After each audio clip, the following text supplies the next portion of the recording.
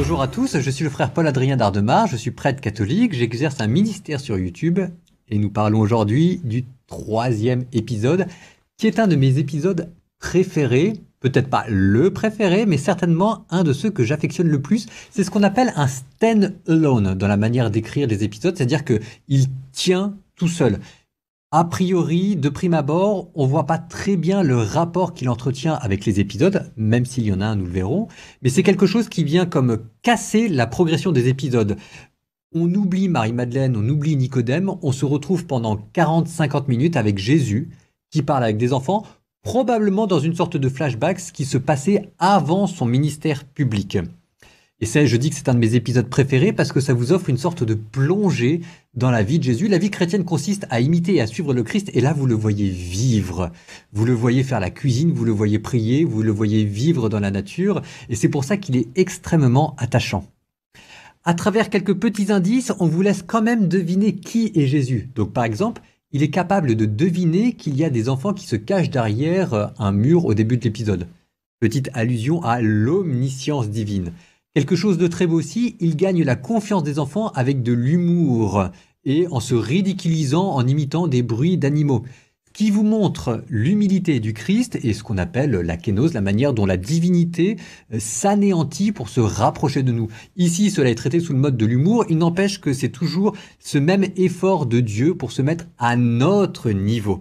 On voit aussi Jésus qui est dépeint sous les traits d'un artisan, de quelqu'un qui sculpte le bois, avec derrière évidemment la référence à Dieu qui crée le monde.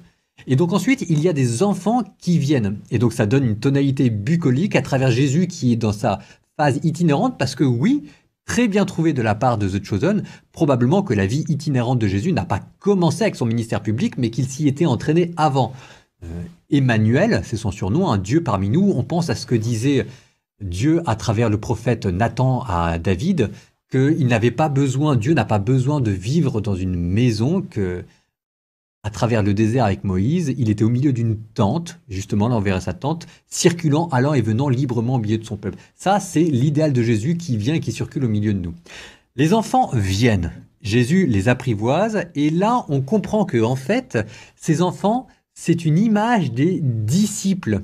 Et que Jésus qui apprivoise les enfants, qui les éduque, qui leur enseigne la Bible, c'est en fait une manière de voir ce qui va se passer pour la suite, comment est-ce que Jésus va regrouper 12 disciples et qui va leur apprendre le royaume des cieux. Et donc, à travers ces enfants, c'est en fait la suite du programme qui est annoncé. On voit que Jésus leur apprend le travail manuel, mais qu'il leur apprend aussi le travail spirituel, qui leur enseigne la Bible. Il leur apprend à prier, il leur fait réciter le Shema Israël. Il reprend avec eux les controverses messianiques de son temps, en reprenant ce que leur enseigne leur rabbin à eux, qui leur dit que le Messie est là pour les libérer des Romains, alors que Jésus leur dit que, a priori, ce n'est pas écrit dans la Bible, mais avec la manière dont il leur répond et avec une sorte de déférence, c'est extrêmement fin et extrêmement délicat. Et à la fin, Jésus termine en disant aux enfants, maintenant, vous ne pouvez pas tout comprendre, mais un jour vous grandirez, ce qui est en fait une référence évidente à ce que dira plus tard Jésus à ses disciples. Pour l'instant, vous ne pouvez pas le comprendre, mais plus tard, quand je serai mort et ressuscité, là, vous comprendrez.